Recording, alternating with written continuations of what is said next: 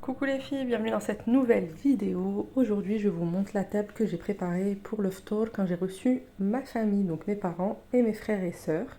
Donc, je vais vous montrer étape par étape les préparatifs, un peu de tous les plats. Donc, des briques, des burgers, j'ai fait des pokéballs, j'ai fait des brochettes de crevettes, j'ai fait des panini, tomates, pesto, mozzarella, j'ai fait des fraises enrobées, j'ai fait des batbouts, j'ai fait pas mal de choses. On commence avec les briques.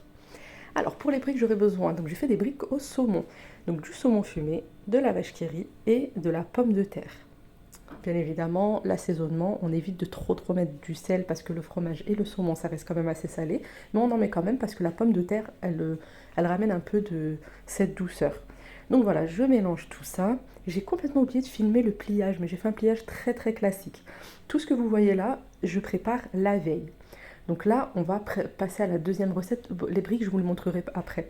Donc la veille, je prends mes crevettes que je sépare en deux. Une partie pour les brochettes, une partie pour les pokéballs et je laisse au frais. Donc déjà, ça me fait économiser beaucoup de temps de décortiquer tout ça la veille. Je fais pareil avec la viande hachée pour mes burgers. Donc je vais détailler, on était 8 personnes, donc j'ai détaillé 8 steaks, l'équivalent de 8 steaks. Je prends du papier sulfurisé pour mettre entre chaque steak pour au moment de la conservation et surtout pour pas que les steaks se mélangent et que ce soit voilà pour que je puisse les séparer facilement. Donc ça c'est aussi une astuce pour le congélateur. Moi c'était juste au frigo, mais pour le congélateur aussi vous pouvez faire comme ça. Donc ça c'est la préparation que je fais la veille. Toujours la veille, je vais préparer le premier dessert parce que vous allez voir, je vais faire 2 desserts plus un gâteau. Donc là, ça va être des panna cotta, la recette la plus simple. Donc 2 feuilles de gélatine, vous en avez des gélatines halal dans les épiceries turques. Maintenant, il y en a beaucoup à Carrefour aussi, au champ. 2 briques de 20 centilitres de crème liquide, 60 g de sucre et un peu de sucre vanillé.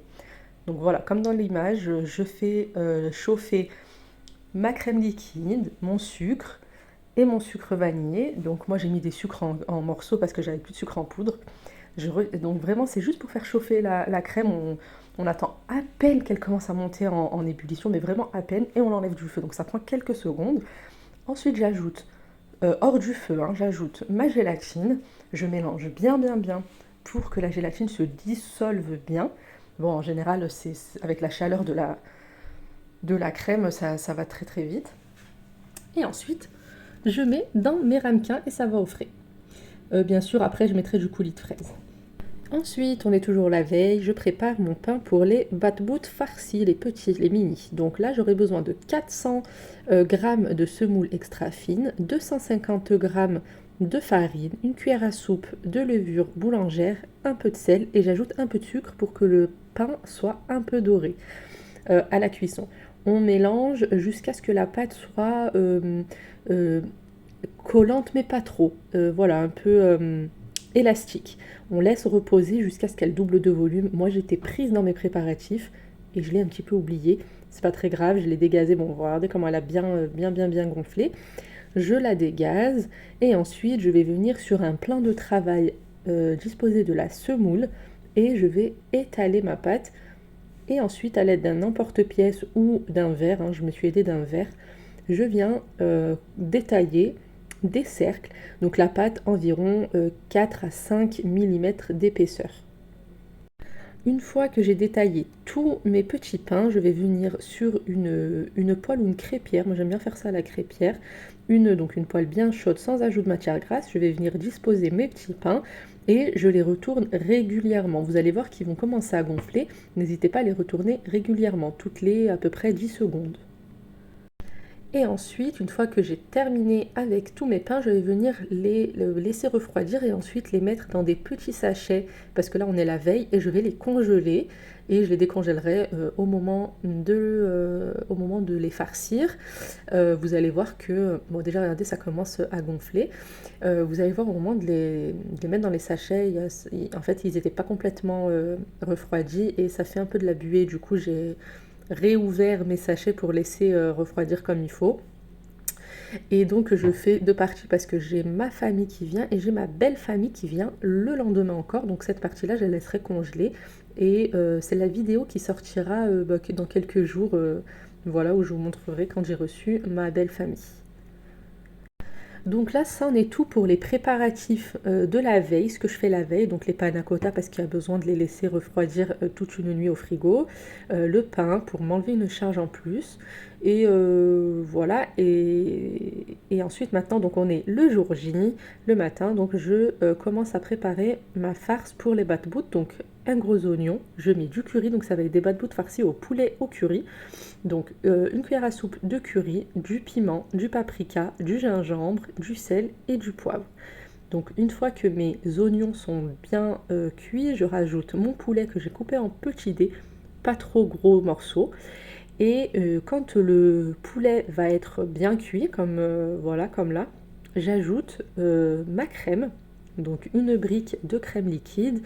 Au début, vous avez l'impression qu'il y en a beaucoup trop, ça baigne dans la crème et en fait, il faut bien laisser la crème épaissir. Nous, on aime bien, enfin le but là, c'est d'avoir un pain qui va être farci avec une farce crémeuse, pas sec.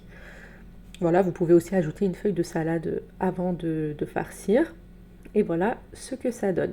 Donc maintenant, je vais m'occuper des burgers.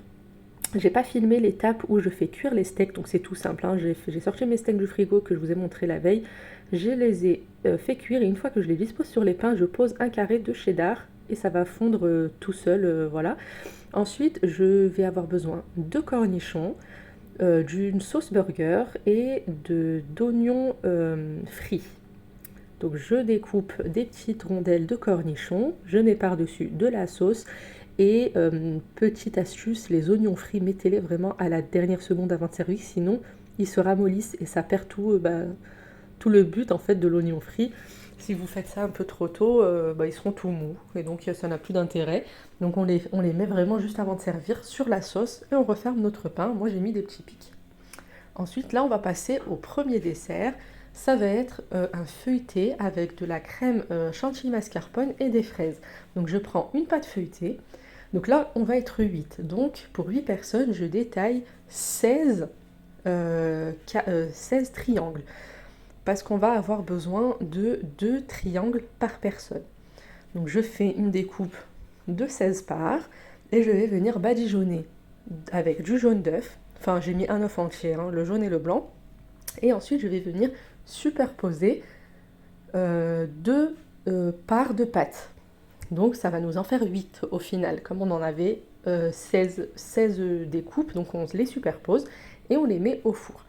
20 minutes à 180 degrés. Une fois que c'est cuit, vous allez voir, donc là ça sort à peine du four, ça se découpe assez facilement. Quand c'est bien scellé, vous mettez juste un petit coup de couteau au milieu et vous les ouvrez. Vous lavez vos fraises, vous les coupez en morceaux, donc les fraises ou d'autres fruits, hein. Et là je vais faire simplement une chantilly mascarpone, donc je mixe 20 centilitres de crème liquide avec une boîte de mascarpone, une petite boîte de mascarpone, pour que la crème se tienne bien. Et voici le montage. Donc je mets de la crème, des fruits, je referme, je fais une petite déco et j'ajoute du sucre glace. Donc ça va être le premier dessert. Et je vais faire donc une petite assiette avec des petites mignardises. Donc ça, plus les panna cotta qu'on a vu au tout début. Et ensuite là, j'ai un petit peu triché. Je voulais faire un gâteau au chocolat. Je savais que je n'allais pas avoir le temps avec tous les préparatifs que je devais faire.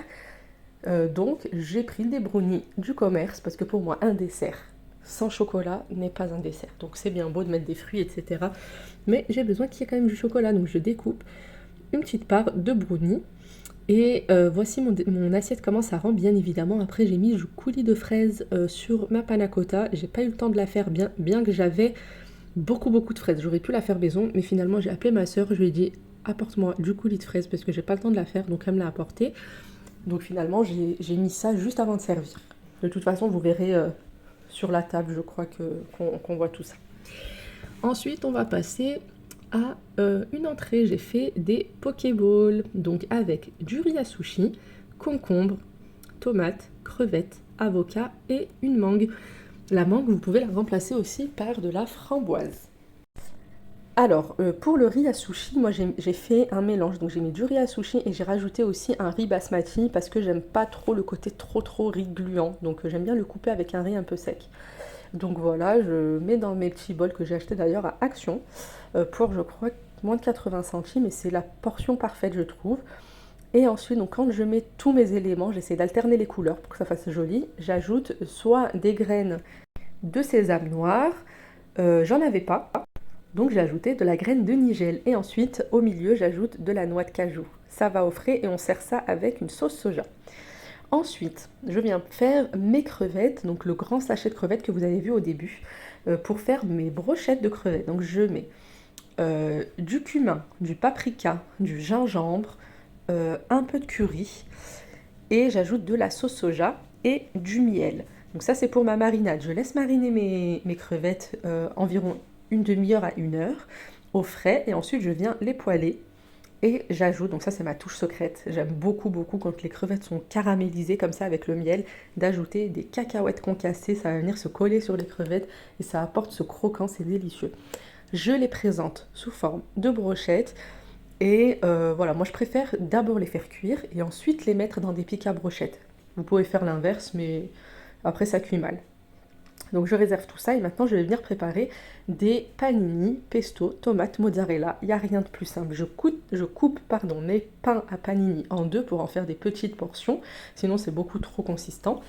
Et je viens tartiner de pesto, je mets une rondelle de tomate et une tranche de mozzarella. Prenez la mozzarella spéciale cuisson parce que ça lâche moins d'eau. Ensuite je vais venir les toaster sur l'appareil à panini, à tacos. Ensuite, je vais venir faire des fraises enrobées, donc tout simple. Je prends mes fraises, donc là j'avais beaucoup de fraises parce que j'avais beaucoup d'invités sur 2 jours. Je prends mes fraises et je vais venir faire fondre du chocolat blanc.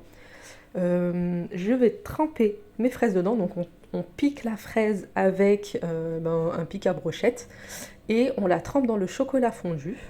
On attend un petit peu que le chocolat refroidisse.